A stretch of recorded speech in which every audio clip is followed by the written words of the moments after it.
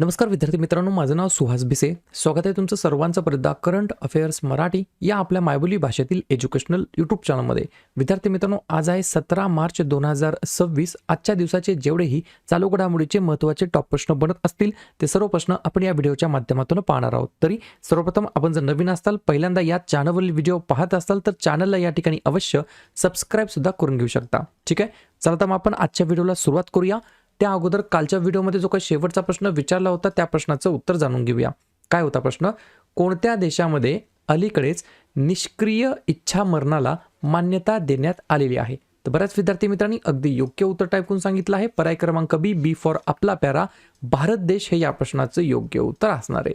तर भारताने या ठिकाणी नुकतेच निष्क्रिय इच्छामरणाला मान्यता दिलेली आहे. भारताने या ठिकाणी ही गोष्ट तुम्हाला लक्षात ठेवायची आहे. पर्याय क्रमांक बी भारत हे या प्रश्नाचं योग्य उत्तर असणार आहे. क्लिअर? आता पाहूया विद्यार्थी मित्रांनो प्रश्न क्रमांक पहिला. टोटल संपूर्ण व्हिडिओमध्ये 12 प्रश्न असतील. सुरुवातीपासून शेवटपर्यंत व्हिडिओ प्रामाणिकपणे पाहण्याचा प्रयत्न करा. एक एक प्रश्न महत्त्वाचा आहे. तुम्ही कोणत्याही परीक्षेची तयारी करा. प्रश्न क्रमांक पहिला काय आहे?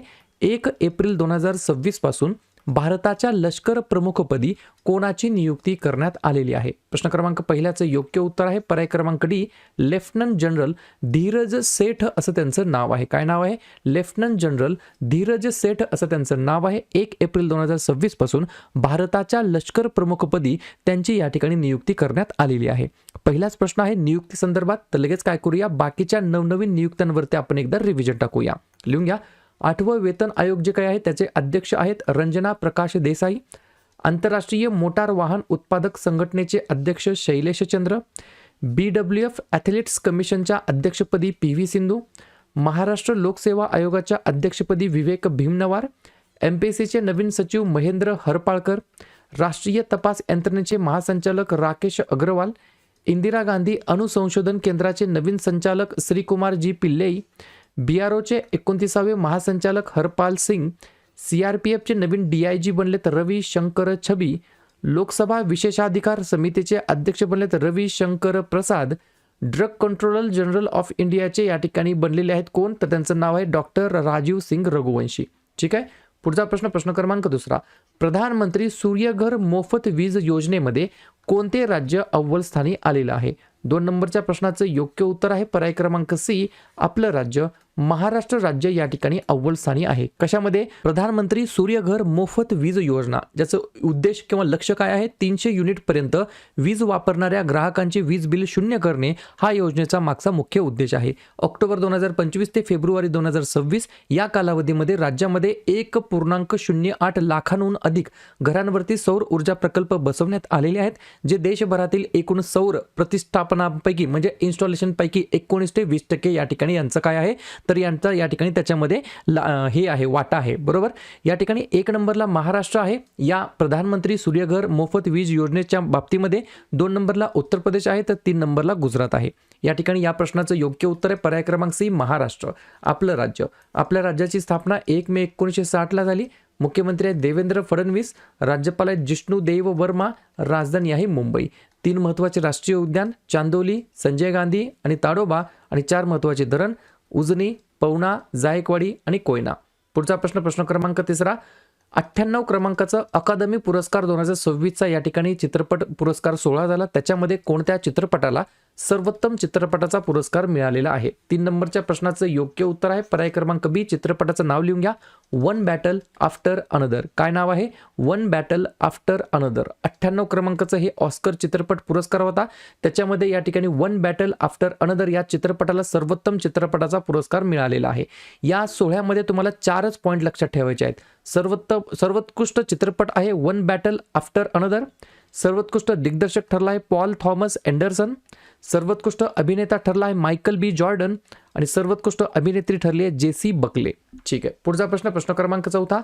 कोणत्या राज्य सरकारने मुख्यमंत्री मवन ध्यान सत्कार योजना नावाची योजना सुरू केलेली आहे? 4थ्या नंबरच्या प्रश्नाचं योग्य उत्तर आहे पर्याय क्रमांक ए, पंजाब या राज्य सरकारने त्या राज्याच्या अंतर्गत या ठिकाणी मुख्यमंत्री मवन ध्यान सतिकार नावाची योजना, ही योजना या ठिकाणी सुरू केलेली आहे. आपण एक लवकरच सेपरेट व्हिडिओ तयार करू. त्याच्यामध्ये काय करूया, लेटेस्ट वेगवेगळ्या राज्यांनी त्या राज्याच्या अंतर्गत ज्या काही स्कीम्स योजना या ठिकाणी लॉन्च केलेल्या आहेत त्याच्यावरती आपण एक या ठिकाणी संक्षिप्तमध्ये व्हिडिओ तयार करून अपलोड करूया.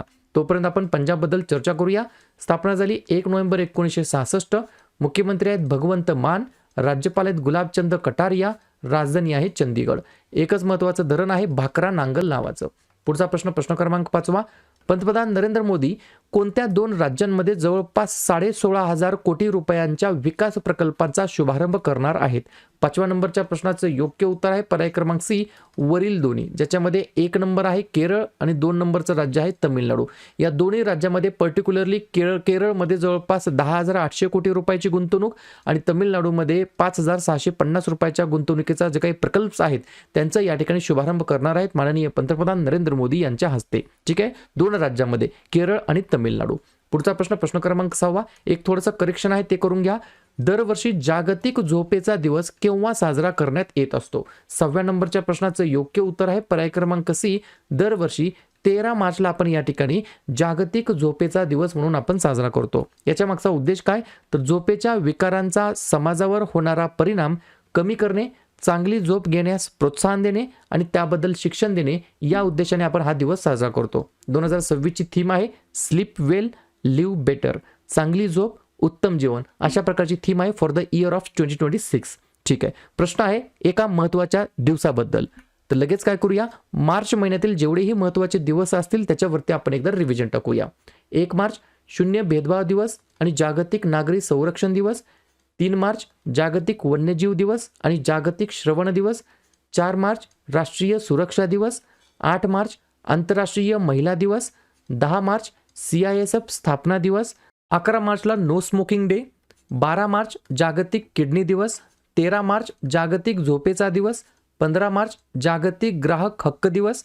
16 मार्च राष्ट्रीय लसीकरण दिवस. 18 मार्च भारतामध्ये आयुध निर्माण दिवस. 20 मार्च जागतिक चिमणी दिवस आणि आनंदाचा आंतरराष्ट्रीय दिवस. 21 मार्च जागतिक वनीकरण दिवस आणि जागतिक कविता दिवस. 22 मार्च जागतिक जल दिवस. 23 मार्च जागतिक हवामान दिवस. 24 मार्च जागतिक क्षयरोग दिवस आणि 27 मार्च जागतिक रंगभूमी दिवस. क्लिअर. पुढचा प्रश्न क्रमांक 7. भारतातील पहिले कोल्ड वॉटर फिशरीजवरील राष्ट्रीय परिषद कोठे आयोजित करण्यात आली होती? तर या ठिकाणी पर्याय क्रमांक बी, श्रीनगर म्हणजेच जम्मू आणि काश्मीर या केंद्रशासित प्रदेशाच्या अंतर्गत इंडियाज फर्स्ट, भारतातील पहिलं कोल्ड वॉटर फिशरीजवरील राष्ट्रीय परिषद नॅशनल या ठिकाणी समिट आयोजित करण्यात आली होती. पर्याय क्रमांक बी, श्रीनगर, जम्मू काश्मीर हे या प्रश्नाचं योग्य उत्तर असणार. हे जे काही समिट्स असतात याच्यावरती देखील या ठिकाणी आजकाल बरेच प्रश्न रिपीट विचारण्यात येत आहेत.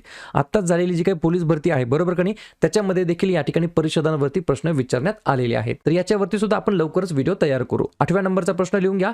पीटर एल्बर्स यांच्या राजीनाम्यानंतर इंडिगोचे अंतरिम CEO म्हणून कोणी पदभार स्वीकारलेला आहे? तर पर्याय क्रमांक ए, राहुल भाटिया असं त्यांचं नाव आहे. काय नाव आहे? राहुल भाटिया असं त्यांचं नाव आहे. पीटर एल्बर्स यांच्या रेझिग्नेशन नंतर इंडिगोचे इंटरिम CEO म्हणजे चीफ एक्झिक्युटिव्ह ऑफिसर म्हणून यांची या ठिकाणी नियुक्ती करण्यात आलेली आहे. पुढचा प्रश्न, 2025चा ज्ञानपीठ सन्मान या पुरस्काराने कोणाला सन्मानित करण्यात आलेला आहे? 9व्या प्रश्नाचं योग्य उत्तर आहे पर्याय क्रमांक डी, आर वैरामुथू असं त्यांचं नाव आहे. काय नाव आहे? आर वैरामुथू असं त्यांचं नाव आहे. 2025च्या ज्ञानपीठ पुरस्काराने त्यांना सन्मानित करण्यात आलं आहे. 2025 मधील हा 60व्या क्रमांकाचा ज्ञानपीठ सन्मान म्हणजेच पुरस्कार आहे. तमिळ कवी, गीतकार आणि साहित्यिक आर वैरामुथू यांना हा जाहीर करण्यात आला आहे. तमिळ साहित्यातील उत्कृष्ट योगदानाबद्दल त्यांना हा प्रतिष्ठित पुरस्काराने सन्मानित करण्यात आला आहे. या ठिकाणी प्रश्न आहे पुरस्कारासंदर्भात.